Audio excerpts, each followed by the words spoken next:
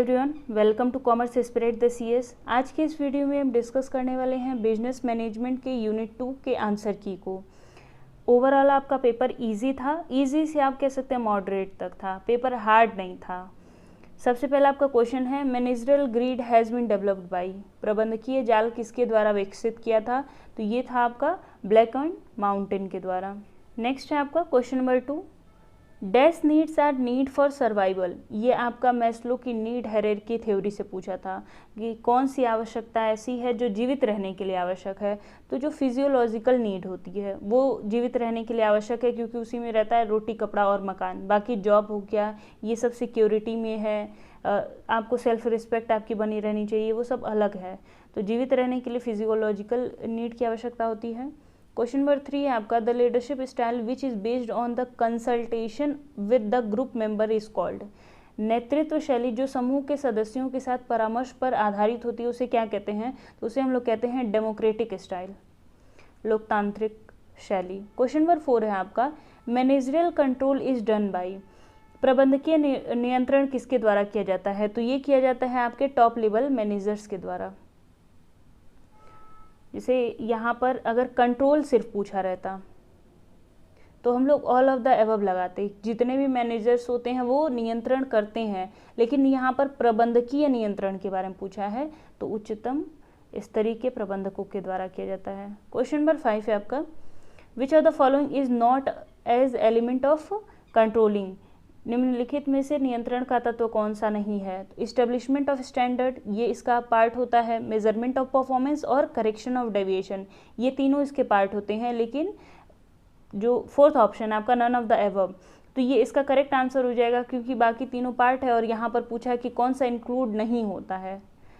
विचलन का सुधार करने का मतलब ये है कि टेकिंग करेक्टिव एक्शन, और आप जब कंट्रोलिंग का प्रोसेस पढ़े होंगे तो उसके अंदर एक स्टेप होता है टेकिंग करेक्टिव एक्शन, ऐसे करके।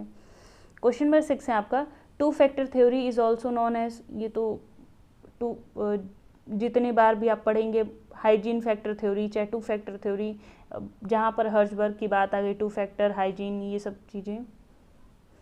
नेक्स्ट है आपका question number 6, two factor theory is also known as, दो कारक सिद्धांत को किस नाम से जाना जाता है? तो उसे जानते हैं मोटिवेशन हाइजीन थ्योरी के नाम से। क्वेश्चन नंबर 7 है आपका, the statement leaders are born not made is related to, तो ये ट्रेड थ्योरी से रिलेटेड है। ट्रेड थ्योरी ये कहते हैं कि नेता कुछ विशेषताओं के साथ जन्म लेते हैं, उनको बनाया नहीं जा सकता है। क्वेश्चन नंबर 8 है आपका, according to managerial grid theory which of the following is represent team leadership style. ये मैंने आपको जब वीडियो में मैंने बताया था कि आप ये जो बॉक्स करके था ब्लैक एंड माउंटेन का, ये पांचों मैंने समझाया था कि क्या क्या होता है, क्या क्या नाम है। आप इसको एक बार गूगल करके पढ़ लीजिएगा। अगर आपने पढ़ा होगा तो आपके 3 क्वेश्चन सही हुए होंगे, नहीं पढ़ा होगा तो फिर गलत है। यहाँ पर पूछा है टीम लीडरशिप स्टाइल, तो टीम बनाने का मतलब क्या है कि दोनों के दोनों हमारे सही से चल रहे होंगे। तो ऑप्शन नंबर बी होगा कि प्रोडक्शन भी पूरा कर रहे होंगे और उसके बाद अपने जो टीम मेंबर्स हैं उन पर भी पूरा का पूरा ध्यान दिया जाता होगा, जिसको बोलते हैं team leadership style. Question number 9 है आपका, theory Z of motivation was given by, theory Z किसने दिया है? विलियम जी आउची दिए थे। नेक्स्ट है आपका question number 10, which of the following is not included in direction, निम्नलिखित में से निर्देशन में शामिल नहीं है? तो निर्देशन में आपका कंट्रोलिंग इंक्लूड नहीं होता है, बाकी इंस्ट्रक्शन देना, उनको गाइड करना और मोटिवेट करना ये एक डायरेक्टर का काम होता है, कंट्रोल करना उस पर नहीं रहता है। कंट्रोलिंग मैनेजमेंट का एक अलग पार्ट है। क्वेश्चन नंबर 11 है, according to Herzberg theory which one of the following is motivating factor, Herzberg के सिद्धांत के अनुसार कौन सा अभिप्रेरण तत्व है? जॉब की सिक्योरिटी, कंपनी की पॉलिसी और इंटरपर्सनल रिलेशनशिप, ये सब आते हैं हाइजीन फैक्टर में। लेकिन अगर काम बहुत बढ़िया है, आप जिस काम को कर रहे हैं वो आपको मोटिवेट करता है, तो वो मोटिवेटिंग फैक्टर के अंदर इंक्लूड होता है। क्वेश्चन नंबर 12 है आपका, which of the following is a financial incentive, निम्नलिखित में से वित्तीय लाभ क्या है? तो प्रमोट करना, स्टेटस मेंटेन करना और पार्टिसिपेशन कराना, ये सब क्या होता है? नॉन फाइनेंशियल इंसेंटिव होते हैं। लेकिन वहीं पर शेयर्स को के लिए ऑफर दे देना उनको, ये सब किस में आता है? आपका फाइनेंशियल इंसेंटिव में आता है। क्वेश्चन नंबर 13 है आपका, विच one of the following is not an element of communication process. संचार प्रक्रिया का तत्व नहीं है, तो मेजरमेंट आता है, मेजरमेंट कंट्रोलिंग का पार्ट होता है। क्वेश्चन नंबर 14 है आपका, को partnership is an instrument of motivation involves. प्रेरणा के एक साधन के स्वरूप में सह साझेदारी में शामिल क्या होता है। तो सह साझेदारी मतलब क्या होगा कि जो कर्मचारी हैं उनको डिस्ट्रीब्यूट किया जाए profit. Option number B. Question number 15 है आपका, when the nature of the work performed by the employee motivates them it is known as। अगर किसी कार्य जो कर्मचारी कार्य कर रहा है वो उसको प्रेरित करता है तो वो क्या होगा, तो वो एक तरीके का इंट्रिंसिक रिवॉर्ड होता है, मतलब अंदर से उसको अच्छा लग रहा है तो वो उस कार्य को और अच्छे से कर रहा है, तो मोटिवेट होते हैं लोग काम करने के लिए। क्वेश्चन नंबर 16 है आपका, in a change program change action cover and except one of the following. यानी कि जो चेंज का प्रोग्राम होता है, जो परिवर्तन का कार्यक्रम होता है, उनमें से निम्नलिखित में से सभी चीज़ें सम्मिलित हैं सिर्फ एक चीज़ को छोड़ करके। तो ह्यूमिलिएट करना, इसको छोड़ करके बाकी सारी चीज़ें होती हैं कि अनफ्रीज किया जाता है, रिफ्रीज किया जाता है, चेंज किया जाता है, ये तीनों प्रोसेस इसके अंतर्गत इंक्लूड होते हैं।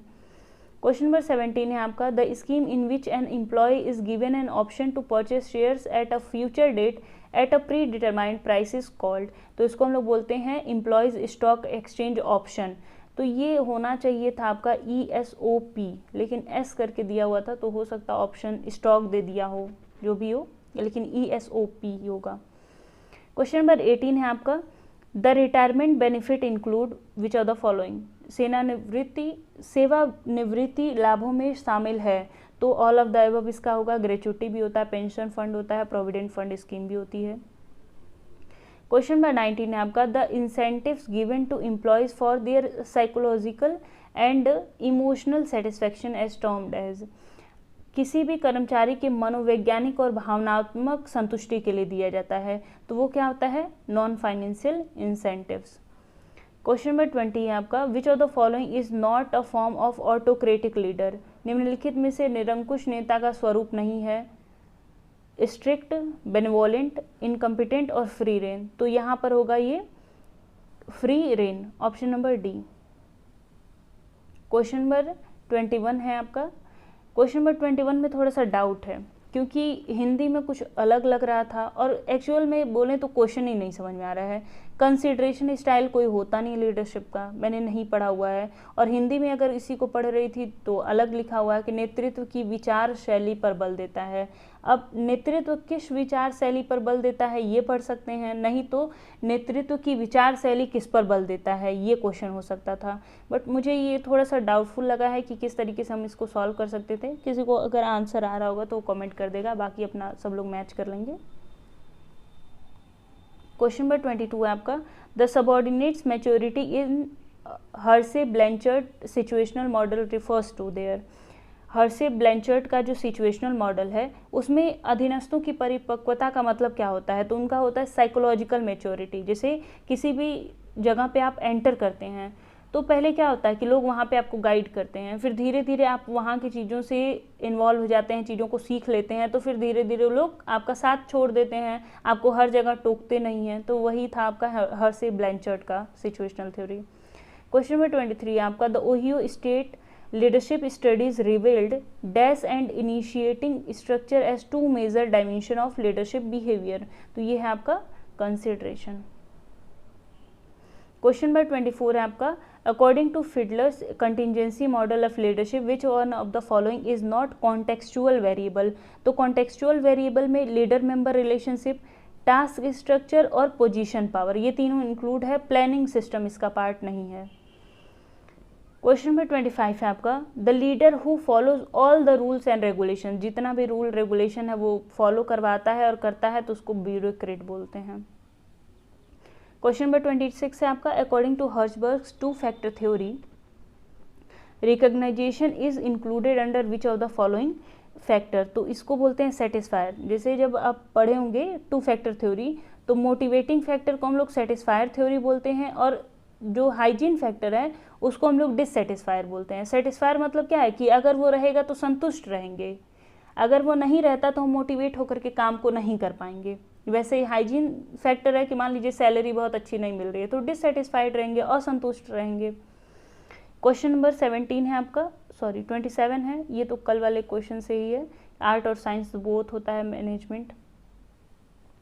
क्वेश्चन नंबर 28 है आपका, Maslow has classified human need in how many categories. Maslow ने कितनी आवश्यकताओं को बताया है, तो 5 आवश्यकताओं को बताया था। क्वेश्चन नंबर 29 है आपका, the computer network for exchange of information world wide is called, तो इसको हम लोग बोलते हैं इंटरनेट। क्वेश्चन नंबर 30 है, goal path theory is called. Goal path theory को हम लोग किस नाम से जानते हैं, तो उसको जानते हैं अचीवमेंट थ्योरी के नाम से।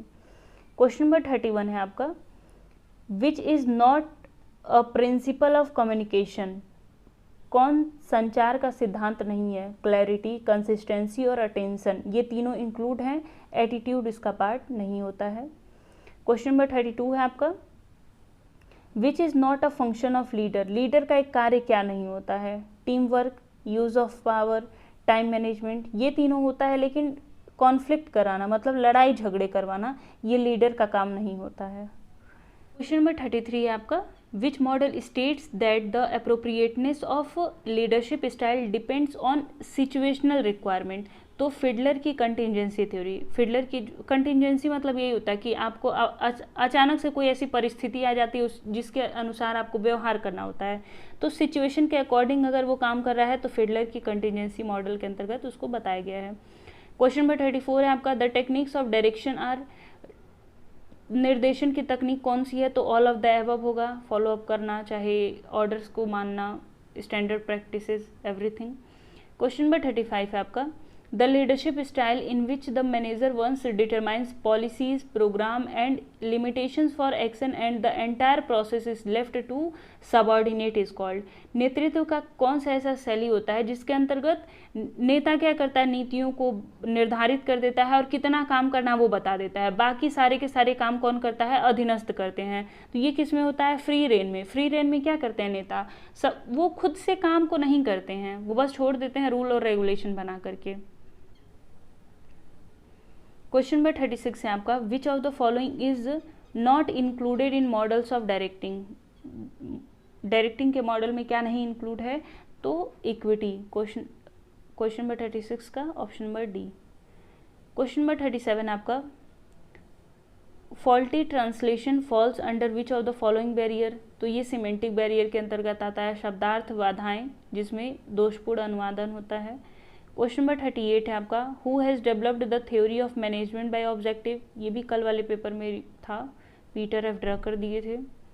क्वेश्चन नंबर 39 है आपका, the assumption that an average human being lakhs ambition and dislikes responsibility.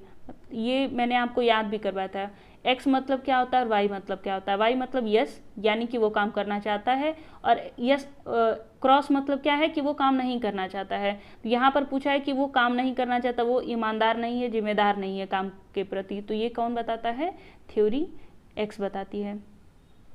Last question है आपका, question number 40, in managerial grid theory which number represent task style of leadership. निम्नलिखित में से कौन सा टास्क लीडरशिप को बताता है, तो ग्राफ आपका इस प्रकार से रहता है, और यहाँ पर टास्क की बात हो रही है, यानी कि एक आपका जो टास्क वाला पॉइंट है वो तो 9 पर होगा, लेकिन जो एक्स एक्सिस पर दिया हुआ रिलेशनशिप वाला वो किस पे रहेगा, 1 पे रहेगा। तो ऑप्शन नंबर डी इसका है 9 और 1 का। आई होप आपको सारे क्वेश्चंस के आंसर मिल गए हों।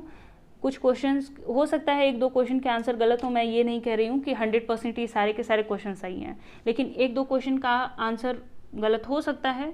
अगर होगा तो फिर आप करेक्शन कमेंट डाल दीजिएगा, बाकी सब लोग अपना देख लेंगे। मिलते हैं नेक्स्ट वीडियो में। कुछ आपको टॉपिक पढ़ना होगा तो आप सजेस्ट कर सकते हैं, और अगर आप चैनल पे नए होंगे तो चैनल को सब्सक्राइब कर लीजिएगा। वीडियो आपको अच्छी लगती होगी तो वीडियो को लाइक कर लीजिएगा। धन्यवाद।